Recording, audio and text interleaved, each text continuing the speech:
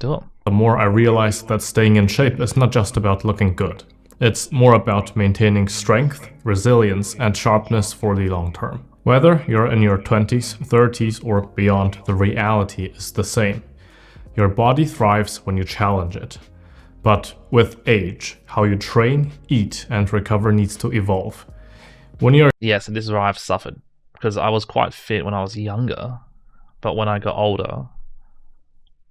But it's when I turned 24, I started becoming less and less fit. So that's kind of when I had to step up a little bit. I'm not sure about you guys. You've had similar things. I'm sure, you're on battle with your health. But just never give up, I guess. Never ever give up. Just keep going. That's the main tip I have, I guess. younger, you can get away with bad habits. You can train inconsistently, eat mostly whatever you want, and still bounce back relatively quickly. But as you get older, everything starts to change. Recovery slows down. Injuries become more common, and Really? the margin for error just Actually, that's fair. I did play 5 weeks ago. I was playing indoor soccer, and I got my toe dislocated and fractured. And I've never had that injury before. It sucked bad. starts to shrink. The good news is that staying in top shape is still possible. It just requires a smarter and more deliberate approach. What worked in your 20s won't necessarily work in your 30s, your 40s, or your 50s. But if you build the right foundation now, starting today, you can stay strong, lean, and capable for life. I turned that's good. 30 about 2 months ago, and while I obviously didn't notice an immediately negative effect in my recovery and body composition, I did start noticing that I wasn't as quote-unquote fresh as I was in my teens and early 20s anymore. So in this video I want to... If you only started getting that at 30, probably since I'm 26, 27, I've been feeling not as fresh as I used to be. I'll tell you that right now. share some of the things I currently do But lucky that help me maintain and improve upon what I have built during the past 12 years of training in the gym. To start off, you have to understand that strength training is the foundation of everything. Without it, you're at the mercy of time. As you age, your body naturally begins to lose muscle mass in a process called sarcopenia. You don't feel it at first because it's a gradual, almost imperceptible process. But over the years, that loss adds up, and with it, you start losing your strength, stability, and even some of your metabolic efficiency. So what I'm hearing is that there's a small change in muscle mass that you don't realize, and if you don't do something about it, it's going to fuck you up. The less muscle mass you have, the fewer calories your body burns at rest, the easier it becomes to gain fat, and the harder it gets to stay lean.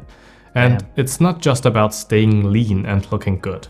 Muscle protects your joints, it maintains posture, and also ensures that even as you get older, you can still move well, lift things without effort, and avoid injuries that sideline most people in their 40s or 50s and potentially end their lives in their 60s and 70s. When I was younger, so late teens, early 20s, I could train recklessly. I could go into the gym, lift as heavy as possible, push through fatigue, eat some Nutella toast, go drink with my buddies, and still get away with building some muscle mass, even with very poor recovery, basically.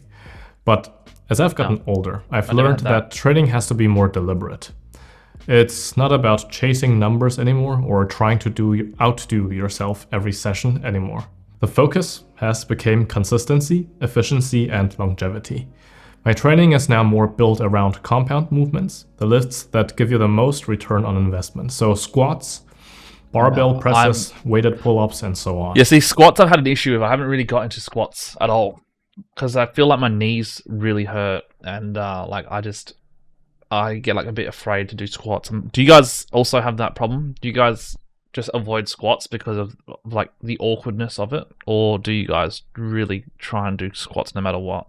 These help reinforce your entire structure. They keep your bones dense, your ligaments strong, and your movement patterns fluid and functional. But strength training isn't just about building muscle. I wanted to be able to do that about soon. balance. I'm also working towards starting to do this. I'm not sure if anyone else can do this, but because I'm so heavy, I can't really do this properly. The way most people approach training in their younger years sets them up for problems later. Too much pushing workouts to train for a big chest and not enough pull workouts for a stable back. Too much ego lifting and not enough mobility work. Too much focus on intensity and not enough on recovery and longevity. At this point in my life, my goal is not to destroy myself in the gym anymore. It is to maintain a standard. That means training hard, but also training smart.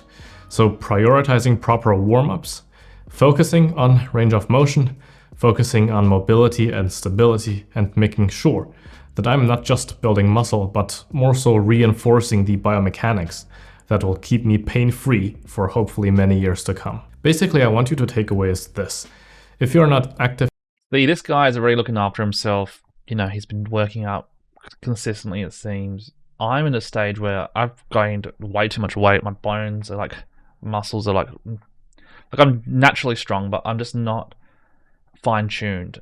So I'm sure there's a lot of other people out there who are in the same situation as me, who are not fine-tuned, who need, you know, that to just need to get started, even at 30, at 31, to get started. So you just gotta start. And the best way I'm doing that now is trying the 100 push-up challenge every day. So I haven't got to 100 push-ups yet, but I'm, you know, after 50 one day, 60, 30, 40, like I'm gradually trying to build myself up, and I have noticed a difference. So if you're in the same situation as me and you're quite overweight, try start something, you know, and you can do without even having a gym membership, you know, doing like a push-up challenge. And just, even if you can only do one push-up, then start doing one push-up, then do two, and do 5, and just do it every day.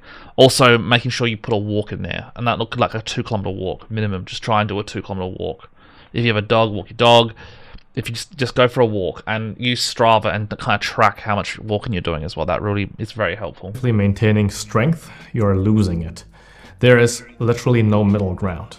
And the sooner you make strength training an integral part of your life, the longer you'll be able to move well, look strong, and stay physically capable. The second point I want to discuss is the other equally important building block of staying in shape and living a long and healthy life, which is cardiovascular training. This is especially for people who focus primarily on strength training. You have to understand, cardiovascular training is one of the most overlooked aspects of longevity in your case. It's easy to fall into the trap of thinking that lifting weights is enough to keep you in shape. But without a well-developed aerobic system, you are leaving a massive gap in your overall health and physical capability. Smart dude, I guess. Strength gives you power, but endurance gives you sustainability. A well-conditioned body can recover faster, sustain effort for longer, and handle both physical and mental stress more efficiently. Without proper cardiovascular training, even basic activities outside the gym, like climbing stairs, walking long distances, or playing sports or playing with your kids, start to feel unnecessarily difficult as you age. And that's a big problem, since people really don't notice the decline in their endurance until it's just kind of too late. Here, the key to effective cardiovascular training is striking the right balance. Too many people take an all or nothing approach. Either they do excessive amounts I do a little bit of that. See, I've been doing a lot of, like right now I'm doing no food, so I'm not going to eat food this entire week. Because I'm getting married in 3 months, I need to lose a bit of weight. I need to lose like 15, 20 kilos.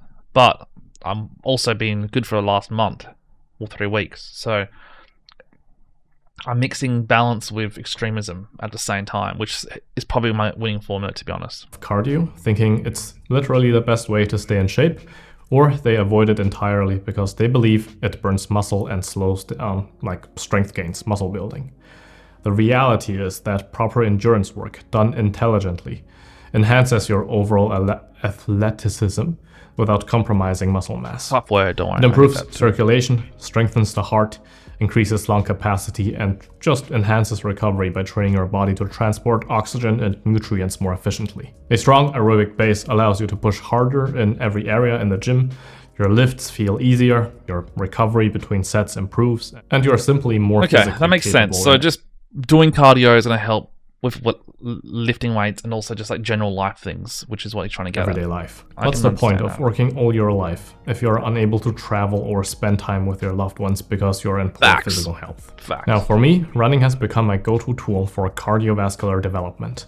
I tried running. Okay, look, I'm not sure if you guys understand, but I tried running and I actually liked it, but I had a lot of pain in my kidneys, my ankles, my knees. It was very difficult at this weight. So for me, I'm going to just try and keep losing weight and then start running again, but it was very tolling on my body. I'm not sure if you guys have a similar thing, but walking is enough. You don't need to run, just walking is enough for now, especially if you're like overweight. I hated running. I thought it killed my gains. I thought I would build less muscle if I did it. I looked at the top marathon runners and I was sure that I would never want to look like them, which I still don't, just to be clear. However, what I didn't really realize at that time was that since I didn't need to optimize for Olympic level marathons, I actually could afford to hold more muscle than them.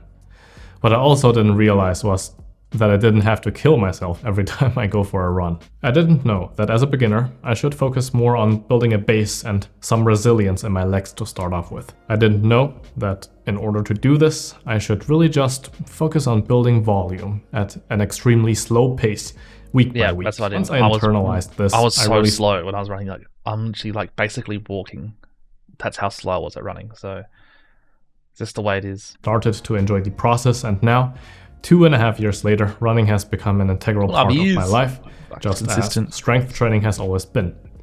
I even trained for and finished 2 marathons in 2024. That's how much I grew to enjoy I'm nowhere it. near that level. I'll make a more detailed, separate video about how to start running in the future, this video will just get too long. Anyways, nowadays every run has a specific purpose for me. Some days I focus on lower intensity, steady state running to further improve my aerobic base without excessive stress on the body and the joints. On some other days, I incorporate higher intensity intervals, which train the heart to recover faster and improve overall work capacity. See, and most importantly, I just went for a run. I was like, can I do 3 kilometers? Yes. Sometimes, maybe once or twice, I try to do 5 kilometers, but just get started and run at almost a walking pace. Literally run at a walking pace. So like do the motion of running, but just do it at a walking pace. That's the best way to get into it. That's what I felt was the best way to get into it. Balance my running with strength training to ensure that my joints, my tendons, and muscles stay strong enough to handle the load. There's also the misconception that cardio, especially running, breaks down muscle. That only really happens if you overdo it, if you neglect recovery, or if you fail to fuel your body properly. When integrated correctly, cardiovascular training complements strength training rather than compete with it. It keeps you lean, it improves circulation, and it even enhances mental resilience. It also allows you to eat more during a fat-loose diet. Running in particular forces you to push through discomfort, to maintain composure under fatigue, and just to develop a level of grit that carries over into every aspect of life. What I wanted to take away here is to realize that the goal isn't to become a marathon runner or spend hours doing mindless cardio. The goal is to build an engine that allows you to move efficiently, that allows you to recover faster and sustain performance for years to come. Strength training alone isn't enough. If your endurance is lacking, you're operating at a fraction of your potential. And I've been doing my walks. So I've been doing my kilometer walks every day, but I will probably look back into running at some point. I did buy the running shoes, so I might as well. I prioritize cardiovascular training not just for how it makes me feel in the moment, but for how it ensures I stay capable for the hopefully many years to come. Next, I want to talk about how I approach nutrition. Nutrition is the foundation that holds everything we've just talked about together. You can train as hard as you want, lift heavy, run long distances, and push your body to its limits, but if your diet isn't... If you eat like shit, you're fucked! Basically, you literally cannot eat shit. That's like the toughest thing, is the diet. Is staying good with the diet. And then you can have some fun here and there, but most of the time you're having discipline. Consistent, your results will always be compromised. The older you get, the less room you have for poor nutritional choices. Banana? When you're younger, you can get away with eating whatever you want. Your metabolism is faster. Macca's your every day. Body processes food more efficiently, and any mistakes can be quickly corrected. But as you age, unfortunately, the consequences of your diet accumulate. Your body becomes less forgiving, insulin sensitivity declines if you're not careful, and the way you eat directly affects your energy levels. For me, nutrition isn't about following strict diets or obsessing over every calorie. I did that. It's about treating food like an investment. Everything I eat either contributes to my goals or works against them. That doesn't mean perfection, it means consistency. I focus mainly on high quality, nutrient dense, and minimally processed foods that support training, recovery, and longevity. It means prioritizing lean protein for muscle building. This is what I'm doing as well. So he's showing a video of chicken right now, yeah. So right now, we're eating mostly chicken, steaks. I've got a feta, some cheese, and milk, coffee. That's basically it. Very simple. Sometimes I have some rice, some sriracha, that kind of thing. But really, it's very simple eating. You're just eating very bland stuff, which is actually okay though. It doesn't taste that. Actually, tastes good. So you don't want to go too crazy with it. You just want to keep it simple. The chickens, the steaks. That's it. Not too much. Some broccolini. Do some tomatoes if you want. Some avocado. That's about it. And retention, it means incorporating healthy fats for hormonal balance and cognitive function. That looks nice. It What means he's making there looks eating delicious. carbohydrates strategically, enough to really fuel nice. performance, but not so much that it leads to Oh unnecessary yeah, and I also have the Greek yogurt as well. Greek yogurt's been good for me for my gut health, so very useful. fat gain or energy crashes. What I don't do is mindlessly eat just because something is convenient or because I'm bored. I don't snack on processed foods. Yeah. I don't load up on sugar, and I don't fall into the trap of thinking, Look, sometimes I succumb to it, but when I'm snacking, it's like all simple things like almonds or pecans or like a Coke Zero. Nothing like crazy. that just because I train hard, I can eat whatever I want. One of the biggest adjustments I've made over the years is cutting out foods that just really don't serve a real purpose in my diet anymore. In my early 20s, I would eat Oreos, white bread, pasta, and sugary snacks without really much thought. Word, brother. Now I keep Word. those to a minimum because I Migraine. know how they make me feel. They make me feel bloated, sluggish, and unfocused. Instead, I now stick to mostly whole foods, high-quality protein sources, and simple meals that give me sustained energy rather than quick spikes and crashes. And here I want to repeat myself. The goal isn't just to be lean and look good. The goal is to feel sharp, to stay physically healthy and mentally efficient, and also to avoid the unnecessary ups and downs that come with a poorly managed diet. I also don't believe in overcomplicating nutrition. A lot of people get caught up in trends, jumping from one diet fad to another, constantly looking for the next best thing. The truth is, the basics, they never change. High protein, whole foods, controlled portions, that's it. Never Extreme too restrictions. Let's read these comments quickly. We are in our 30s staying in shape. Yes, we need to do that. I'm 34. I'm quite obese. Starting my fitness journey now, and I hope it's not too late. Never too late. 34 is not too late. 36 this year. Never felt better. Like you, I was only a weightlifter, but now I suck at all this, guys. It's good on him. 29, 42, you know, keeping in shape, blah, blah, blah. I'm 32. Yeah, it's about, it's all of us 30-year-olds coming together, right? 30-year-olds unite. They don't work. Staying disciplined and making choices that align with your goals work. If you eat like the average person, you'll look and feel like the average person. And now take a look at the average person. I certainly don't want to look like that, and neither should you. Ultimately, the way I eat now is very different from how I ate in my 20s, and it'll probably evolve again in the future, but the core principle always stays the same. Food isn't just about something you consume, it's about something you use, what your body uses. Unless, of course, you are on vacation in Italy or Japan. In that case, I think you should enjoy yourself a bit. But apart from that, especially on a day-to-day basis, every meal is either moving you toward or holding you back from your goals. And personally, I choose to make sure that the food I eat is working for me and not against me. Next, I want to talk about recovery. Recovery is just as important as training. In your 20s, you can put I haven't really put too much attention towards recovery. I used to do Wim Hof breathing. I do stretching, but I don't. Sometimes I did cold baths and all that stuff. But I haven't really been too focused on recovery. Essentially, push yourself fasting hard, is my form of sleep fast, inconsistently, skip warm-ups, and still bounce back without much consequence. But as you get older, unfortunately, the ability to recover efficiently becomes the difference between progression and constant setbacks, or just staying at the same place. If you're training hard but not recovering properly, you're not getting stronger. You're just breaking yourself down unnecessarily. The people who stay in peak shape as they age aren't the ones who train the hardest. They are the ones who manage stress, avoid unnecessary wear and tear, and give their bodies the time and resources to rebuild. For me, recovery isn't passive. It's not just about lounging around on the couch, watching Netflix and hoping my body repairs itself somehow. It's an actual active process. And sleep is the foundation of this process. No supplement, no recovery tool, no shortcut can replace high-quality sleep. Facts. You should prioritize getting deep, uninterrupted rest every night because that's where the real adaptation happens.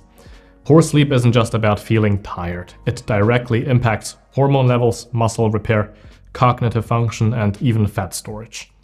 Poor sleep is a disease. Training hard without proper sleep is like driving a Porsche with an empty fuel tank. It doesn't really matter how good the engine is if there's nothing to sustain it. Beyond sleep, I also use the sauna in my gym regularly, currently around 3 times a week. The benefits go beyond just relaxation. Heat exposure improves circulation, it reduces muscle soreness, and even enhances cardiovascular function by increasing heart rate and blood flow. Specific protocols also spike HGH, human growth hormone, but that's for another video. Yeah, Saunas also can be an effective tool for stress management, which is critical because high levels of chronic stress, whether from daily life, training, work, can wreck recovery and make it harder to stay lean and perform well. It is quite the time commitment if you don't have a sauna at home, which I don't, but I think it is a worthwhile time commitment and investment into your health. Mobility work is another non-negotiable. In my early years of training, I could get away with neglecting it, but now it's really something that I take pretty seriously.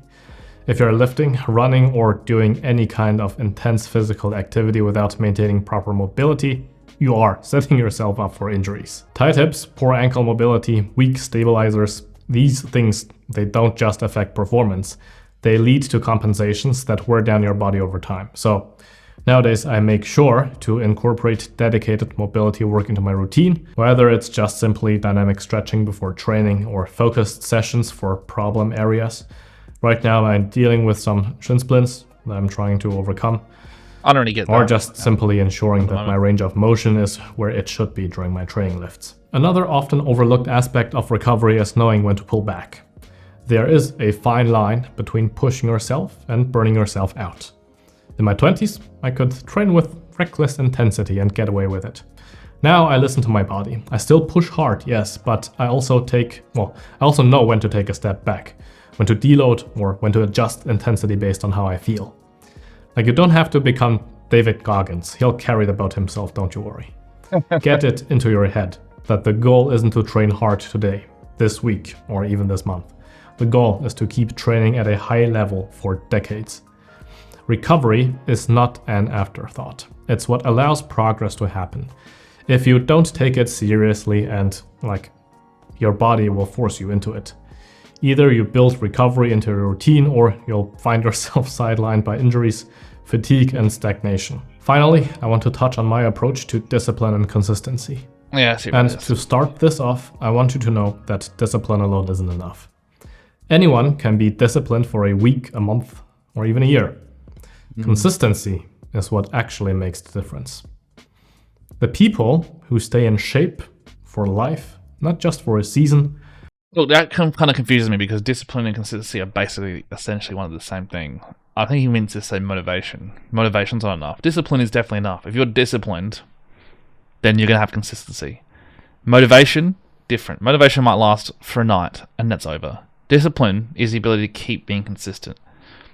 I think that's what he means by what he's trying to say. Aren't those who have bursts of motivation or extreme discipline in short better. phases. They are the ones who show up day after day, week after week, month after month, year after year. Even when it's not exciting, even when there is no immediate reward. And for me personally, that has been the biggest shift over the years. When I was younger, my training was all about intensity. I would push myself to extremes, chase personal records, I never had that. and just train with the mindset I just played that for more fun. was I was always just better. a playful guy who liked to. If I missed a session, fun, I felt soccer, like, gym. I always felt like I had to make up for it by going even harder the next day. Great video. I'll just add my own touch here. I just think, at the end of the day, discipline, consistency, all those things are by far the most important thing. But also, it takes time. You're going to make a million mistakes. It's not going to happen overnight. You're going to fail and fail and fail and fail. Like, You're going to do your first water fast, and then you're going to fail. You're going to do your first diet, and you're going to fail. And then you're going to do it again and again and again and again, and keep failing and failing and failing and failing. But what happens is the more you start to fail, the more you start to get there. And if it takes you 5 years to get to a point where you're finally meshing together and actually doing things, consistency, then it takes you 5 years. If it takes you 2 months, great, good on you. If it takes you 5 years, good on you. If it takes you 10 years, the most important thing is you just got to start. You got to start actually trying. You got to start doing little things like the little water fast, a little diet, start going to the gym. If you fail after a week, big deal. You'll get back on the horse. You just got to go and go and go and go. And I'm telling you, after many, many years, or whatever it is, a few weeks, a few months, wherever you lie, you will eventually achieve it. You got to just start. Those who just sit at home or wherever they are and just do nothing and never even try, and they're scared to fail, that's the biggest thing. Being afraid to fail is going to be the thing that holds you back the most in your health journey. So for all of you out there, be okay to fail. Make sure you fail. The more you fail, the better. And over time, it will reach an equilibrium and you'll eventually figure it out. But you have to just start failing first. Thanks for the video. If you guys want to check it out, it's How to Stay Fit in Your 30s by Felix Masika. Great video. Check it out.